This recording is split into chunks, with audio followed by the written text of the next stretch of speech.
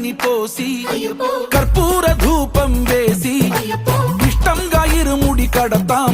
నువ్వు ఎత్తుకుంటే చాలు ఎన్ని పూనకాలు కంఠమెత్తి పాడుకోగా కన్య స్వామి కదిలిరాగా ఇరుముడి కట్టు కట్టు కట్టు కట్టు కట్టు ఇరుముడి కట్టు ఎక్కు ఎక్కు ఎక్కు ఎక్కు సారి మల్ల ఎక్కు